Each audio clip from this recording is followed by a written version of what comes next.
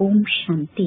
ಇಂದಿನ ಪರಮಾತ್ಮನ ಮಹಾವಾಕ್ಯ ಮುರುಳಿ ದಿನಾಂಕ 30/7/2025. ಬಾಪ್ದಾದ ಮಧುಬನ. ಮಧುರ ಮಕ್ಕಳೇ, ಮಾಯೆ ಅನ್ನುವ ಶತ್ರು ನಿಮ್ಮ ಸಮ್ಮುಖದಲ್ಲೇ ಇದೆ. ಆದ್ದರಿಂದ ನೀವು ಸ್ವಯಂ ಅನ್ನು ಬಹಳಷ್ಟು ರಕ್ಷಣೆ ಮಾಡಿಕೊಳ್ಳಬೇಕು. ಅಂದರೆ ಬಹಳಷ್ಟು ಸ್ವಯಂನ ಸಂಪಾಲನೆಯನ್ನು ಮಾಡಿಕೊಳ್ಳಬೇಕು.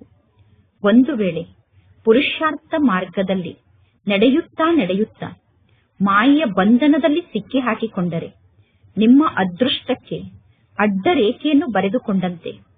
ಇಂದಿನ ಪ್ರಶ್ನೆ ಆಗಿದೆ, ರಾಜಯೋಗಿ ಮಕ್ಕಳಾದ ನಿಮ್ಮ ಮುಖ್ಯ ಕರ್ತವ್ಯ ಏನಾಗಿದೆ?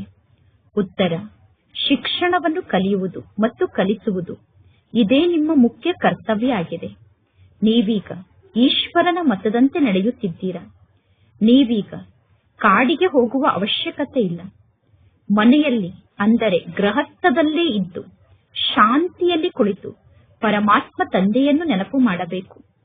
ತಂದೆ ಮತ್ತು ಆಸ್ತಿ ಅನ್ನುವ ಎರಡು ಶಬ್ದದಲ್ಲೇ ಸಂಪೂರ್ಣ ಶಿಕ್ಷಣ ಸಮಾವೇಶ ಆಗಿದೆ. ಓಂ ಶಾಂತಿ.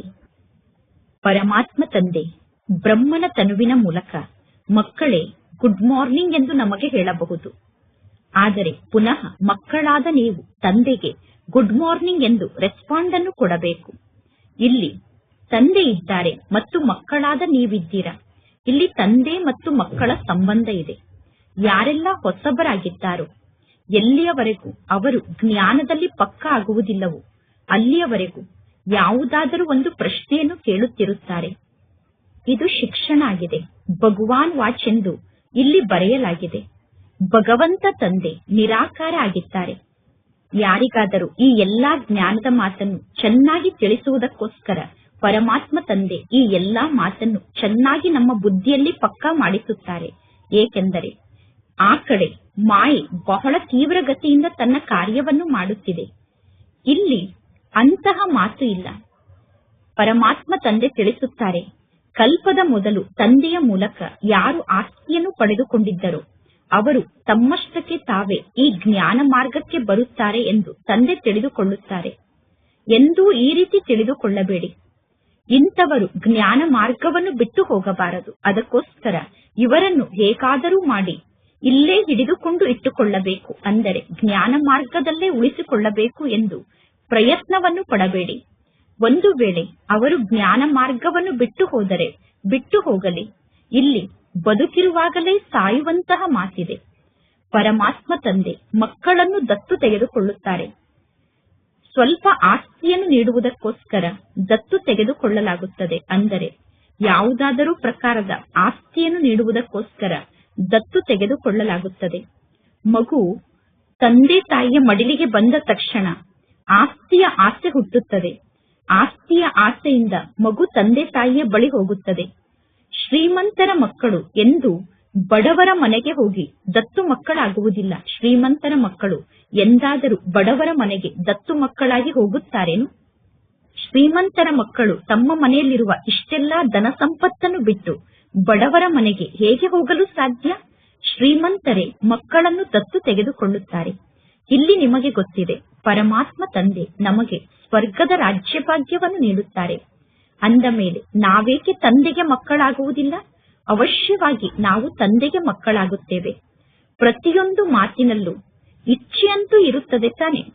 ಎಷ್ಟು ಜಾಸ್ತಿ ಶಿಕ್ಷಣವನ್ನು ಕಲಿಯುತ್ತೀರೋ ಅಷ್ಟು ಜಾಸ್ತಿ ನಿಮಗೆ ಇಚ್ಛೆ ಇದೆ ಎಂದು ಅರ್ಥ. ಎಷ್ಟು ಚೆನ್ನಾಗಿ ಶಿಕ್ಷಣವನ್ನು ಕಲಿಯುತ್ತೀರೋ ಅಷ್ಟು ದೊಡ್ಡ ಆಸೆ ನಿಮಗೆ ಇದೆ ಎಂದು ಹೇಳಲಾಗುತ್ತದೆ. ಈಗ ನಿಮಗೆ ಗೊತ್ತಿದೆ, ಪರಮಾತ್ಮ ತಂದೆ ನಮ್ಮನ್ನು ದತ್ತು ತೆಗೆದುಕೊಂಡಿರುವುದೇ ಬೇಹದ್ದಿನ ಆಸ್ತಿಯನ್ನು ನೀಡಲು. ಪರಮಾತ್ಮ ತಂದೆ ತಿಳಿಸುತ್ತಾರೆ, ನೀವೀಗ ಹೇಳುತ್ತೀರಾ, ಬಾಬಾ ನಾವು ನಿಮ್ಮ ಮಕ್ಕಳಾಗಿದ್ದೇವೆ. 5000 ವರ್ಷದ ಮೊದಲು ಕೂಡ ನಾವು ನಿಮ್ಮ ಮಕ್ಕಳಾಗಿದ್ದೆವು. ಈಗ ಪ್ರತ್ಯಕ್ಷದಲ್ಲಿ ನೀವು ಎಷ್ಟೊಂದು ಜನ ಬ್ರಹ್ಮ ಕುಮಾರ್ ಕುಮಾರಿಯರಿದ್ದೀರಾ. ಪ್ರಜಾಪಿತ ಬ್ರಹ್ಮ ಅನ್ನುವ ಹೆಸರು ಎಷ್ಟೊಂದು ಪ್ರಸಿದ್ಧ ಆಗಿದೆ. ಎಲ್ಲಿಯವರೆಗೂ ಶೂದ್ರರಿಂದ ಬ್ರಾಹ್ಮಣರಾಗುವುದಿಲ್ಲವೋ ಅಲ್ಲಿಯವರೆಗೂ ದೇವತೆಗಳಾಗಲು ಸಾಧ್ಯ ಇಲ್ಲ. ಈಗ ಮಕ್ಕಳ ಬುದ್ಧಿಯಲ್ಲಿ ಈ ಸಂಪೂರ್ಣ ನಾಟಕದ ಚಕ್ರ ತಿರುಗುತ್ತಿರುತ್ತದೆ. ನಾನು ಶೂದ್ರ ಆಗಿದ್ದೆ, ಈಗ ಬ್ರಾಹ್ಮಣ ಆಗಿದ್ದೇನೆ, ಪುನಃ ನಾನು ದೇವತೆ ಆಗಬೇಕು. ಸತ್ಯಯುಗದಲ್ಲಿ ನಾವು ರಾಜ್ಯವನ್ನು ಆಳುತ್ತೇವೆ. ಅಂದ ಮೇಲೆ ಈ ಹಳೆಯ ಜಗತ್ತಿನ ವಿನಾಶ ಅವಶ್ಯವಾಗಿ ಆಗಲೇಬೇಕು. ಬುದ್ಧಿಯಲ್ಲಿ ಸಂಪೂರ್ಣ ನಿಶ್ಚಯ ಇರುವುದೇ ಇಲ್ಲ. ಯಾರಿಗೆ ಪರಮಾತ್ಮ ತಂದೆಯ ಬಗ್ಗೆ ಸಂಪೂರ್ಣ ನಿಶ್ಚಯ ಇಲ್ಲವೋ ಅವರು ಪುನಃ ಜ್ಞಾನ ಮಾರ್ಗವನ್ನು ಬಿಟ್ಟು ಹೋಗುತ್ತಾರೆ. ಕೆಲವರು ಜ್ಞಾನದಲ್ಲಿ ಕಚ್ಚಾ ಆಗಿರುತ್ತಾರೆ. ಅಂತವರು ಜ್ಞಾನ ಮಾರ್ಗದಿಂದ ಕೆಳಗಡೆ ಬಿದ್ದು ಬಿಡುತ್ತಾರೆ. ಇದೂ ಕೂಡ ನಾಟಕದಲ್ಲಿ ಫಿಕ್ಸ್ ಆಗಿದೆ. ಮಾಯೆ ಅನ್ನುವ ಶತ್ರು ನಮ್ಮ ಸಮ್ಮುಖದಲ್ಲೇ ನಿಂತಿದೆ. ಮಾಯೆ ಅನ್ನುವ ಶತ್ರು ತನ್ನ ಕಡೆ ನಮ್ಮನ್ನು ಸೆಳೆದುಕೊಳ್ಳುತ್ತದೆ. ಪರಮಾತ್ಮ ತಂದೆ ಗಳಿಗೆ ಗಳಿಗೆಗೂ ಪಕ್ಕಾ ಮಾಡಿಸುತ್ತಾರೆ, ಮಾಯೆಯ ಬಂಧನದಲ್ಲಿ ಸಿಕ್ಕಿ ಹಾಕಿಕೊಳ್ಳಬೇಡಿ. ಮಾಯೆಯ ಬಂಧನದಲ್ಲಿ ಸಿಕ್ಕಿ ಹಾಕಿಕೊಂಡರೆ ನಿಮ್ಮ ಅದೃಷ್ಟಕ್ಕೆ ನೀವು ಅಡ್ಡರೇಖೆಯನ್ನು ಬರೆದುಕೊಂಡಂತೆ. ಮೊದಲು ಎಂದಾದರೂ ತಂದೆಯಾದ ನನ್ನ ಜೊತೆಗೆ ನೀವು ಮಿಲನವನ್ನು ಮಾಡಿದ್ದೀರೇನು ಎಂದು ಪರಮಾತ್ಮ ತಂದೆ ಮಾತ್ರ ಕೇಳಲು ಸಾಧ್ಯ. ಬೇರೆ ಯಾರಿಗೂ ಈ ರೀತಿ ಪ್ರಶ್ನೆಯನ್ನು ಕೇಳುವ ವಿಚಾರ ಬುದ್ಧಿಯಲ್ಲಿ ಬರುವುದೇ ಇಲ್ಲ. ಪರಮಾತ್ಮ ತಂದೆ ತಿಳಿಸುತ್ತಾರೆ, ನಾನು ಪುನಃ ಗೀತಾ ಜ್ಞಾನವನ್ನು ತಿಳಿಸುವುದಕ್ಕೋಸ್ಕರ ಈ ಸೃಷ್ಟಿಗೆ ಬರಬೇಕಾಗುತ್ತದೆ. ನಾನು ಬಂದು ರಾವಣನ ಜೈಲಿನಿಂದ ನಿಮ್ಮನ್ನು ಮುಕ್ತ ಮಾಡಬೇಕಾಗುತ್ತದೆ ಎಂದು ತಂದೆ ತಿಳಿಸುತ್ತಾರೆ. ಬೇಹದ್ದಿನ ತಂದೆ ಬೇಹದ್ದಿನ ಮಾತನ್ನು ತಿಳಿಸುತ್ತಾರೆ. ಈಗ ಇದು ರಾವಣನ ರಾಜ್ಯ ಆಗಿದೆ, ಪತಿತ ರಾಜ್ಯ ಆಗಿದೆ. ಅರ್ಧ ಕಲ್ಪದಿಂದ ಈ ಪತಿತ ರಾಜ್ಯ ಪ್ರಾರಂಭ ಆಗಿದೆ. ರಾವಣನಿಗೆ 10 ತಲೆಯನ್ನು ತೋರಿಸುತ್ತಾರೆ, ವಿಷ್ಣುವಿಗೆ 4 ಭುಜವನ್ನು ತೋರಿಸುತ್ತಾರೆ. 4 ಭುಜವುಳ್ಳಂತಹ ಮನುಷ್ಯರು ಇರುತ್ತಾರೆ ಎಂದು ತಿಳಿದುಕೊಳ್ಳಬೇಡಿ. 4 ಭುಜ ಇರುವಂತಹ ಯಾವ ಮನುಷ್ಯರೂ ಇರುವುದಿಲ್ಲ. ಇದು ಪ್ರವೃತ್ತಿ ಮಾರ್ಗದ ಸಂಕೇತದ ರೂಪದಲ್ಲಿ ತೋರಿಸಲಾದಂತಹ ಚಿತ್ರ ಆಗಿದೆ. ವಿಷ್ಣುವಿನ 4 ಭುಜ ಪ್ರವೃತ್ತಿ ಮಾರ್ಗದ ಸಂಕೇತಕ್ಕೋಸ್ಕರ ತೋರಿಸಲಾಗುತ್ತದೆ. ವಿಷ್ಣುವಿನ ಮೂಲಕ ಪಾಲನೆ ಸಿಗುತ್ತದೆ. ಈಗ ವಿಷ್ಣು ಆಗುವುದೇ ನಿಮ್ಮ ಗುರಿ ಉದ್ದೇಶ ಆಗಿದೆ. ಅಂದರೆ ಲಕ್ಷ್ಮೀನಾರಾಯಣ ಆಗುವುದೇ ನಿಮ್ಮ ಗುರಿ ಉದ್ದೇಶ ಆಗಿದೆ. ವಿಷ್ಣುಪುರಿಗೆ ಕೃಷ್ಣಪುರಿ ಎಂದು ಕರೆಯುತ್ತಾರೆ. ಶ್ರೀಕೃಷ್ಣನಿಗೆ 2 ಭುಜವನ್ನು ತೋರಿಸುತ್ತಾರೆ. ಮನುಷ್ಯರು ಯಾವ ಮಾತನ್ನೂ ಅರ್ಥ ಮಾಡಿಕೊಂಡಿಲ್ಲ. ಪರಮಾತ್ಮ ತಂದೆ ಪ್ರತಿಯೊಂದು ಮಾತಿನ ಬಗ್ಗೆ ಮಕ್ಕಳಿಗೆ ತಿಳಿಸುತ್ತಿರುತ್ತಾರೆ. ಅದೆಲ್ಲ ಭಕ್ತಿ ಮಾರ್ಗ ಆಗಿದೆ. ನೀವೀಗ ಜ್ಞಾನಿಗಳಾಗಿದ್ದೀರಾ. ನಿಮ್ಮ ಗುರಿ ಉದ್ದೇಶವೇ ನರನಿಂದ ನಾರಾಯಣ ಆಗುವುದಾಗಿದೆ. ಜೀವನ್ ಮುಕ್ತಿಯನ್ನು ಪ್ರಾಪ್ತಿ ಮಾಡಿಕೊಳ್ಳುವುದಕ್ಕೋಸ್ಕರ ಈ ಗೀತಾ ಪಾಠಶಾಲೆ ಇದೆ. ಬ್ರಾಹ್ಮಣರು ಅವಶ್ಯವಾಗಿ ಇಲ್ಲಿ ಬೇಕು. ಇದು ರುದ್ರ ಜ್ಞಾನ ಯಜ್ಞ ಆಗಿದೆ. ಶಿವನಿಗೆ ರುದ್ರ ಎಂದು ಕರೆಯುತ್ತಾರೆ. ಈಗ ಪರಮಾತ್ಮ ತಂದೆ ಕೇಳುತ್ತಾರೆ, ಈ ಜ್ಞಾನ ಯಜ್ಞ ಕೃಷ್ಣನ ಜ್ಞಾನ ಯಜ್ಞ ಆಗಿದೆಯೋ ಅಥವಾ ಶಿವನ ಜ್ಞಾನ ಯಜ್ಞ ಆಗಿದೆಯೋ? ಶಿವ ತಂದೆಗೆ ಪರಮಾತ್ಮ ಎಂದು ಕರೆಯುತ್ತೇವೆ, ಶಂಕರನಿಗೆ ದೇವತೆ ಎಂದು ಕರೆಯುತ್ತೇವೆ. ಜಗತ್ತಿನ ಜನ ಶಿವ ಮತ್ತು ಶಂಕರ ಇಬ್ಬರೂ ಒಬ್ಬರೇ ಆಗಿದ್ದಾರೆ ಎಂದು ತೋರಿಸುತ್ತಾರೆ. ಈಗ ಪರಮಾತ್ಮ ತಂದೆ ತಿಳಿಸುತ್ತಾರೆ, ನಾನು ಈ ಬ್ರಹ್ಮನ ತನುವಿನಲ್ಲಿ ಪ್ರವೇಶವನ್ನು ಮಾಡಿದ್ದೇನೆ. ಈಗ ಮಕ್ಕಳಾದ ನೀವು ಬಾಪ್ತಾದ ಎಂದು ಹೇಳುತ್ತೀರಾ. ಜಗತ್ತಿನ ಜನ ಶಿವಶಂಕರ ಎಂದು ಹೇಳುತ್ತಾರೆ. ಜ್ಞಾನದ ಸಾಗರ ಒಬ್ಬ ಪರಮಾತ್ಮ ತಂದೆ ಆಗಿದ್ದಾರೆ. ಈಗ ನಿಮಗೆ ಗೊತ್ತಿದೆ, ಬ್ರಹ್ಮ ಈ ಜ್ಞಾನದ ಮೂಲಕ ಪುನಃ ವಿಷ್ಣು ಆಗುತ್ತಾರೆ. ಜಗತ್ತಿನಲ್ಲಿ ಅವಶ್ಯವಾಗಿ ಚಿತ್ರವನ್ನು ನಿರ್ಮಾಣ ಮಾಡುತ್ತಾರೆ. ಅಂದರೆ ವಿಷ್ಣುವಿನ ನಾಭಿ ಕಮಲದಿಂದ ಬ್ರಹ್ಮ ಬಂದರು ಅನ್ನುವ ಚಿತ್ರವನ್ನು ನಿರ್ಮಾಣ ಮಾಡುತ್ತಾರೆ. ಆದರೆ ಇದರ ಅರ್ಥವನ್ನು ಯಾರೂ ತಿಳಿದುಕೊಳ್ಳಲು ಸಾಧ್ಯ ಇಲ್ಲ. ಬ್ರಹ್ಮನ ಕೈಯಲ್ಲಿ ಪುನಃ ಶಾಸ್ತ್ರವನ್ನು ತೋರಿಸಿದ್ದಾರೆ. ಈಗ ಎಲ್ಲಾ ಶಾಸ್ತ್ರದ ಸಂಪೂರ್ಣ ಸಾರವನ್ನು ಪರಮಾತ್ಮ ತಂದೆ ಕುಳಿತು ತಿಳಿಸುತ್ತಾರೋ ಅಥವಾ ಬ್ರಹ್ಮ ತಂದೆ ತಿಳಿಸುತ್ತಾರೋ? ಈ ಬ್ರಹ್ಮ ತಂದೆ ಮಾಸ್ಟರ್ ಜ್ಞಾನದ ಸಾಗರ ಆಗುತ್ತಾರೆ. ಇನ್ನು ಎಷ್ಟೆಲ್ಲಾ ಚಿತ್ರವನ್ನು ನಿರ್ಮಾಣ ಮಾಡಿದ್ದಾರೆ. ಜಗತ್ತಿನಲ್ಲಿರುವ ಎಲ್ಲಾ ಚಿತ್ರಗಳು ಯಥಾರ್ಥ ಚಿತ್ರ ಅಲ್ಲ, ಅದೆಲ್ಲ ಭಕ್ತಿ ಮಾರ್ಗದ ಚಿತ್ರ ಆಗಿದೆ. ಮನುಷ್ಯರಿಗೆ 10 ಭುಜ ಅಥವಾ 8 ಭುಜ ಇರಲು ಸಾಧ್ಯ ಇಲ್ಲ. ಕೇವಲ ಪ್ರವೃತ್ತಿ ಮಾರ್ಗದ ಸಂಕೇತವಾಗಿ ಅನೇಕ ಭುಜವನ್ನು ತೋರಿಸಿದ್ದಾರೆ. ರಾವಣನ ಶಬ್ದದ ಅರ್ಥವನ್ನೂ ಕೂಡ ಪರಮಾತ್ಮ ತಂದೆ ತಿಳಿಸಿದ್ದಾರೆ. ಅರ್ಧ ಕಲ್ಪ ರಾವಣ ರಾಜ್ಯ ಅಂದರೆ ರಾತ್ರಿಯ ಸಮಯ ಇರುತ್ತದೆ, ಅರ್ಧ ಕಲ್ಪ ರಾಮರಾಜ್ಯ ಅಂದರೆ ಹಗಲಿನ ಸಮಯ ಇರುತ್ತದೆ. ಪರಮಾತ್ಮ ತಂದೆ ಪ್ರತಿಯೊಂದು ಮಾತಿನ ಬಗ್ಗೆ ತಿಳಿಸುತ್ತಿರುತ್ತಾರೆ. ನೀವೆಲ್ಲರೂ ಒಬ್ಬ ತಂದೆಗೆ ಮಕ್ಕಳಾಗಿದ್ದೀರಾ. ಪರಮಾತ್ಮ ತಂದೆ ಬ್ರಹ್ಮನ ಮೂಲಕ ವಿಷ್ಣುಪುರಿಯನ್ನು ಸ್ಥಾಪನೆ ಮಾಡುತ್ತಾರೆ ಮತ್ತು ನಿಮಗೆ ರಾಜಯೋಗವನ್ನು ಕಲಿಸುತ್ತಾರೆ. ಅವಶ್ಯವಾಗಿ ಸಂಗಮ ಯುಗದಲ್ಲೇ ಪರಮಾತ್ಮ ತಂದೆ ರಾಜಯೋಗವನ್ನು ಕಲಿಸುತ್ತಾರೆ. ದ್ವಾಪರ ಯುಗದಲ್ಲಿ ಗೀತಾ ಜ್ಞಾನವನ್ನು ತಿಳಿಸಿದರು ಅನ್ನುವ ಮಾತು ತಪ್ಪು ಮಾತಾಗಿ ಬಿಡುತ್ತದೆ. ಪರಮಾತ್ಮ ತಂದೆ ಸತ್ಯವನ್ನು ತಿಳಿಸುತ್ತಾರೆ. ಅನೇಕರಿಗೆ ಬ್ರಹ್ಮನ ಸಾಕ್ಷಾತ್ಕಾರ ಆಗುತ್ತದೆ, ಶ್ರೀಕೃಷ್ಣನ ಸಾಕ್ಷಾತ್ಕಾರ ಆಗುತ್ತದೆ. ಬ್ರಹ್ಮನನ್ನು ಬಿಳಿಯ ವಸ್ತ್ರದಲ್ಲಿ ತೋರಿಸುತ್ತಾರೆ. ಶಿವತಂದೆಯಂತೂ ಬಿಂದು ಆಗಿದ್ದಾರೆ. ಬಿಂದುವಿನ ಸಾಕ್ಷಾತ್ಕಾರ ಆದರೂ ಕೂಡ ಜನರಿಗೆ ಏನೂ ಅರ್ಥ ಆಗುವುದಿಲ್ಲ. ನೀವೀಗ ಹೇಳುತ್ತೀರಾ, ನಾನು ಆತ್ಮ ಆಗಿದ್ದೇನೆ.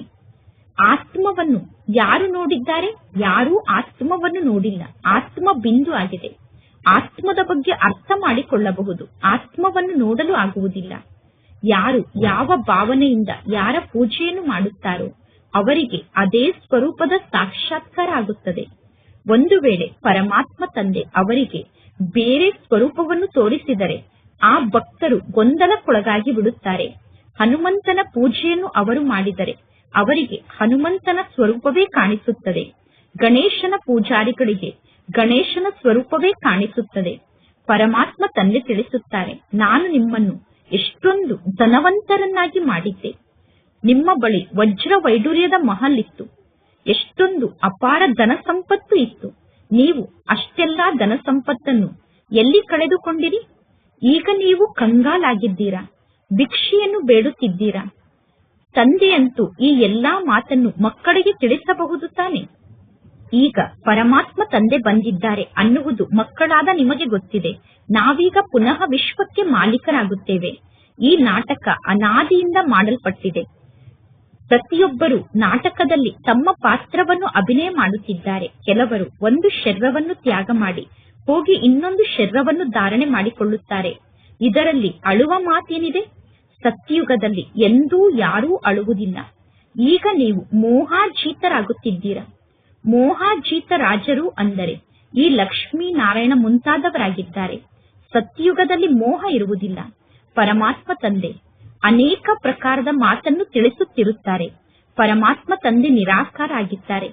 ಮನುಷ್ಯರು ನಿರಾಕಾರ ತಂದೆಗೆ ನಾಮರೂಪದಿಂದ ಭಿನ್ನ ಆದಂತಹ ತಂದೆ ಎಂದು ಕರೆಯುತ್ತಾರೆ. ಆದರೆ ನಾಮರೂಪದಿಂದ ಭಿನ್ನ ಆದಂತಹ ಯಾವ ವಸ್ತುವೂ ಇರಲು ಸಾಧ್ಯ ಇಲ್ಲ. ಹೇ ಭಗವಂತ, ಓ ಗಾಡ್ ಫಾದರ್ ಎಂದು ಕರೆಯುತ್ತಾರೆ. ಅಂದ ಮೇಲೆ ಪರಮಾತ್ಮ ತಂದೆಗೆ ನಾಮ ಮತ್ತು ರೂಪ ಇದೆ ತಾನೆ. ಲಿಂಗುವಿಗೆ ಶಿವ ಪರಮಾತ್ಮ ಎಂದು ಕರೆಯುತ್ತಾರೆ ಅಥವಾ ಶಿವಬಾಬಾ ಎಂದು ಕರೆಯುತ್ತಾರೆ. ಅಂದ ಮೇಲೆ ಪರಮಾತ್ಮ ಶಿವ ನಮ್ಮೆಲ್ಲರಿಗೂ ಅವಶ್ಯವಾಗಿ ತಂದೆ ಆಗಿದ್ದಾರೆ ತಾನೆ.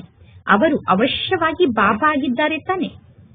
ಬಾಬಾರವರಿಗೆ ಅವಶ್ಯವಾಗಿ ಮಕ್ಕಳು ಇರಲೇಬೇಕು ತಾನೆ. ತಂದೆಗೆ ಮಕ್ಕಳು ಇರಲೇಬೇಕು ತಾನೆ. ನಿರಾಕಾರ ಪರಮಾತ್ಮ ತಂದೆಗೆ ನಿರಾಕಾರಿ ಆತ್ಮರೇ ಬಾಬಾ ಎಂದು ಕರೆಯುತ್ತಾರೆ. ಮಂದಿರಕ್ಕೆ ಹೋದಾಗ ಜಗತ್ತಿನ ಜನ ಶಿವಬಾಬಾ ಎಂದು ಕರೆಯುತ್ತಾರೆ. ಪುನಃ ಮನೆಗೆ ಬಂದು ತಮ್ಮ ಲೌಕಿಕ ತಂದೆಗೆ ಬಾಬಾ ಎಂದು ಕರೆಯುತ್ತಾರೆ. ಜಗತ್ತಿನ ಜನ ಮಂದಿರಕ್ಕೆ ಹೋದಾಗ ಪರಮಾತ್ಮ ಶಿವನಿಗೆ ಶಿವ ತಂದೆ ಶಿವಪ್ಪ ಎಂದು ಕರೆಯುತ್ತಾರೆ. ಪುನಃ ಮನೆಗೆ ಬಂದ ತಕ್ಷಣ ತಮ್ಮ ಲೌಕಿಕ ತಂದೆಗೆ ಅಪ್ಪ ಎಂದು ಕರೆಯುತ್ತಾರೆ. ಆದರೆ ಜನ ಯಾವ ಮಾತಿನ ಅರ್ಥವನ್ನೂ ತಿಳಿದುಕೊಂಡಿಲ್ಲ. ನಾವು ಪರಮಾತ್ಮ ಶಿವನಿಗೆ ಶಿವಬಾಬಾ ಎಂದು ಏಕೆ ಕರೆಯುತ್ತೇವೆ ಅಂದರೆ ಶಿವಪ್ಪ ಎಂದು ಏಕೆ ಕರೆಯುತ್ತೇವೆ? ಪರಮಾತ್ಮ ತಂದೆ ಬಹಳ ದೊಡ್ಡ ಶಿಕ್ಷಣವನ್ನು ಎರಡೇ ಶಬ್ದದಲ್ಲಿ ಕಲಿಸುತ್ತಾರೆ.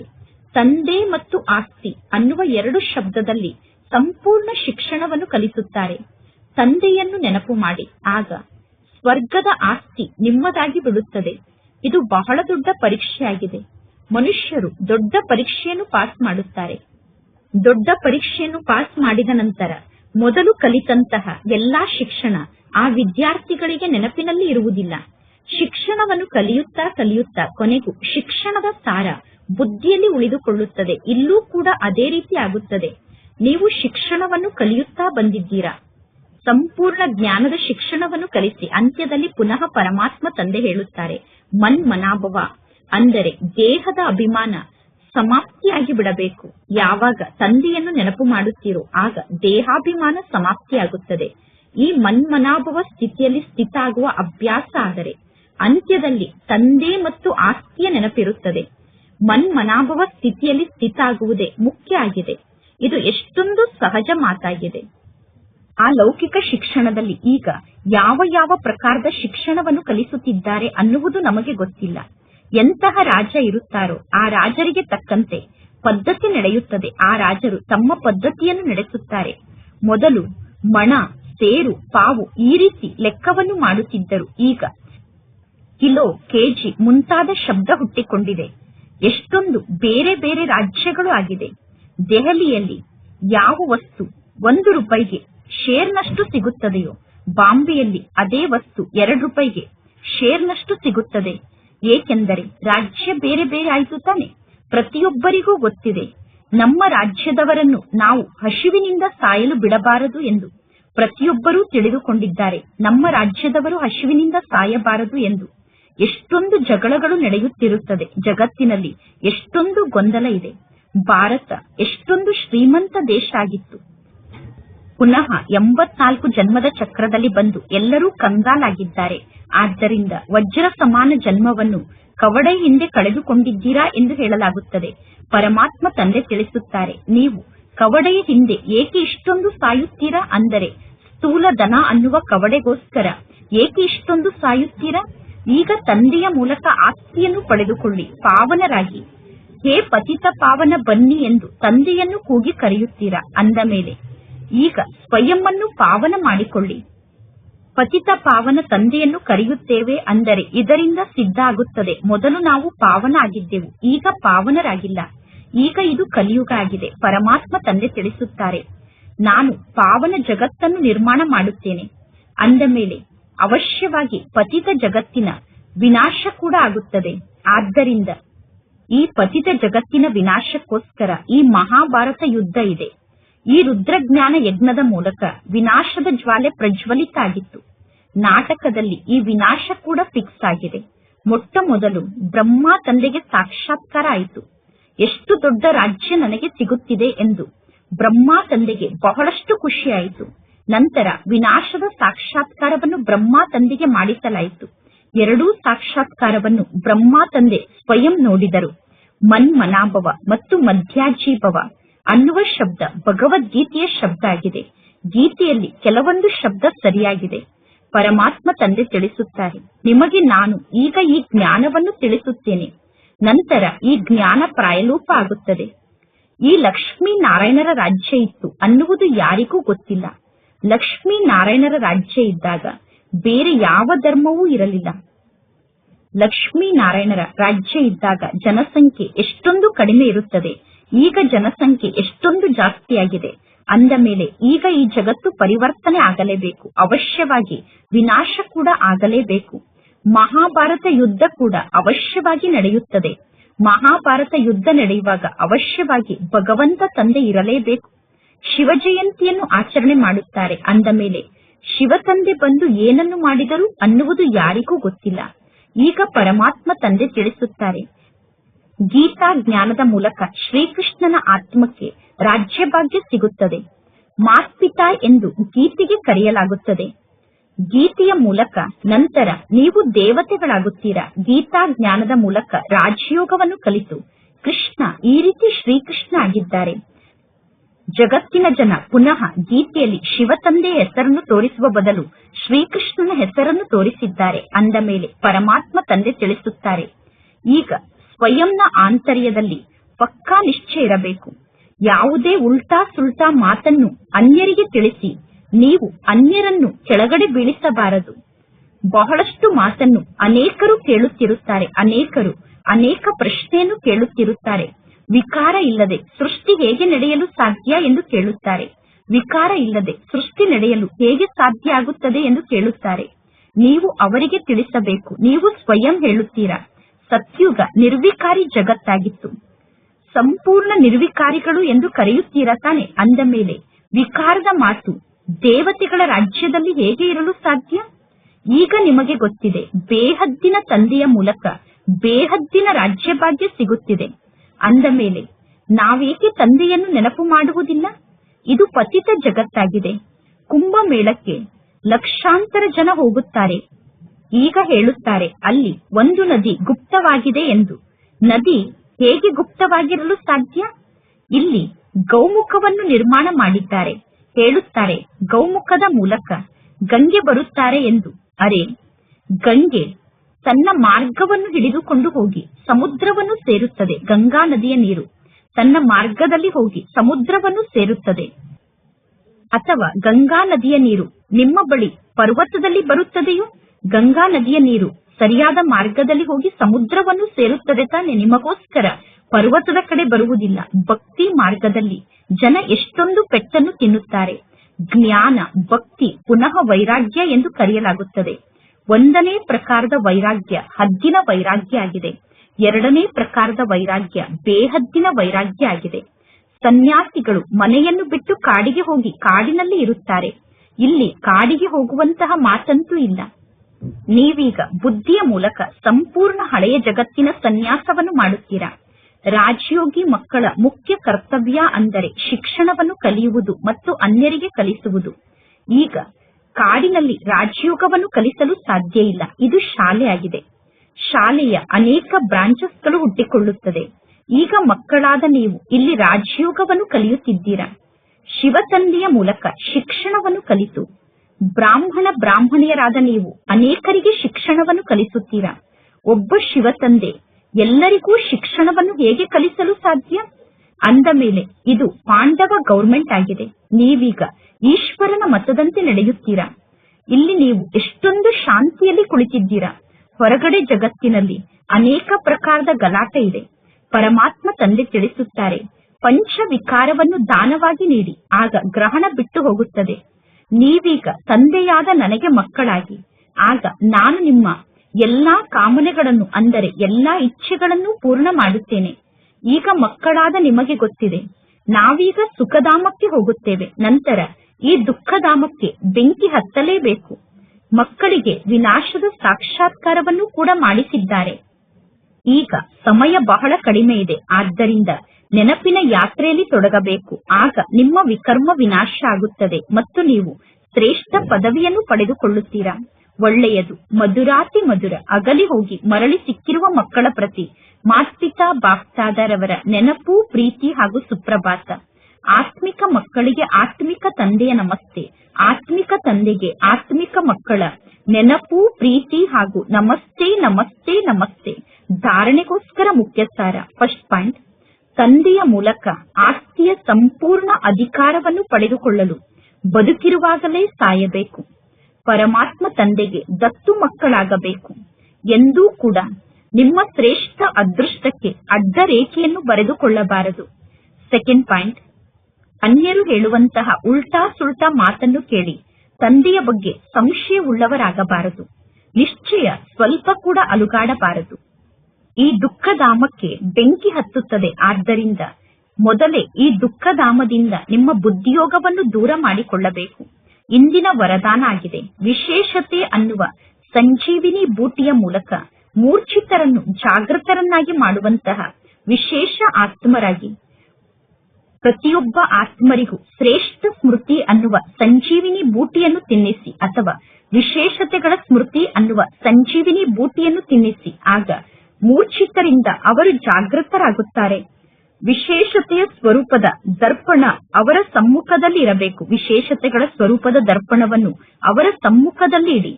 ಅನ್ಯರಿಗೆ ನೀವು ಸ್ಮೃತಿಯನ್ನು ತಂದುಕೊಟ್ಟಾಗ ನೀವು ಸ್ವಯಂ ವಿಶೇಷ ಆತ್ಮ ಆಗುತ್ತೀರಾ. ಒಂದು ವೇಳೆ ನೀವು ಯಾರದ್ದಾದರೂ ದುರ್ಬಲತೆಯ ಬಗ್ಗೆ ಅವರಿಗೆ ತಿಳಿಸಿದರೆ ಅವರು ದುರ್ಬಲತೆಯನ್ನು ಮುಚ್ಚಿಡಲು ಪ್ರಯತ್ನ ಪಡುತ್ತಾರೆ ಅಥವಾ ಮಾತನ್ನು ತೆಗೆದುಹಾಕುತ್ತಾರೆ. ಅಂದರೆ ಮಾತನ್ನು ಸ್ವೀಕಾರ ಮಾಡುವುದಿಲ್ಲ. ನೀವು ವಿಶೇಷತೆಯನ್ನು ತಿಳಿಸಿ, ಆಗ ಸ್ವಯಂ ಅವರು ತಮ್ಮ ದುರ್ಬಲತೆಯನ್ನು ಸ್ಪಷ್ಟವಾಗಿ ಮನಸ್ಸಿನಲ್ಲಿ ಅನುಭವ ಮಾಡಿಕೊಳ್ಳುತ್ತಾರೆ. ಈ ಸಂಜೀವಿನಿ ಬೂಟಿಯ ಮೂಲಕ ಮೂರ್ಛಿತರನ್ನು ಜಾಗೃತರನ್ನಾಗಿ ಮಾಡಿ ಅವರನ್ನು ಹಾರುವ ಕಲೆಗೆ ಕರೆದುಕೊಂಡು ಹೋಗಿ ನೀವು ಹಾರುತ್ತಾ ಇರಿ ಮತ್ತು ಅನ್ಯರನ್ನು ಹಾರಿಸುತ್ತಾ ಇರಿ. ಇಂದಿನ ಸ್ಲೋಗನ್ ಆಗಿದೆ. ಹೆಸರು, ಕೀರ್ತಿ, ಗೌರವ ಅಥವಾ ಸಾಧನಗಳನ್ನು ಸಂಕಲ್ಪದಿಂದಲೂ ತ್ಯಾಗ ಮಾಡುವುದೇ ಮಹಾನ್ ತ್ಯಾಗ ಆಗಿದೆ. ಇಂದಿನ ಅವ್ಯಕ್ತ ಸೂಚನೆಯಾಗಿದೆ. ಸಂಕಲ್ಪ ಶಕ್ತಿಯನ್ನು ಜಮಾ ಮಾಡಿಕೊಂಡು ಶ್ರೇಷ್ಠ ಸೇವೆಗೋಸ್ಕರ ನಿಮಿತ್ತರಾಗಿರುವಂತಹ ಮಕ್ಕಳು ವಿಶೇಷವಾಗಿ ತಮ್ಮ ಪ್ರತಿಯೊಂದು ಸಂಕಲ್ಪದ ಬಗ್ಗೆ ಗಮನವನ್ನು ಕೊಡಬೇಕು. ಈಗ ನೀವು ನಿರ್ವಿಕಲ್ಪ ನಿರ್ವ್ಯರ್ಥ ಸಂಕಲ್ಪವನ್ನು ರಚನೆ ಮಾಡಿದರೆ ನಿಮ್ಮ ಬುದ್ಧಿ ಸರಿಯಾಗಿ ನಿರ್ಣಯವನ್ನು ತೆಗೆದುಕೊಳ್ಳುತ್ತದೆ. ನಿರ್ಣಯ ಸರಿ ಇದ್ದಾಗ ಸಹಜವಾಗಿ ಎಲ್ಲಾ ಪರಿಸ್ಥಿತಿಗೂ ನಿವಾರಣೆ ಸಿಗುತ್ತದೆ. ನಿವಾರಣೆಯನ್ನು ಮಾಡುವ ಬದಲು ಒಂದು ವೇಳೆ ನೀವು ಕಾರಣ ಕಾರಣ ಎಂದು ಹೇಳುತ್ತಿದ್ದರೆ ನಿಮ್ಮ ಹಿಂದೆ ಬರುವಂತವರು ಕೂಡ ಪ್ರತಿಯೊಂದು ಮಾತಿನಲ್ಲೂ ಕಾರಣವನ್ನೇ ಹೇಳಲು ಪ್ರಾರಂಭ ಮಾಡುತ್ತಾರೆ. ಆದ್ದರಿಂದ ಕಾರಣದ ಬಗ್ಗೆ ವರ್ಣನೆ ಮಾಡುವುದಲ್ಲ, ನಿವಾರಣೆಯನ್ನು ಹುಡುಕಬೇಕು. ಒಳ್ಳೆಯದು. ಓಂ ಶಾಂತಿ.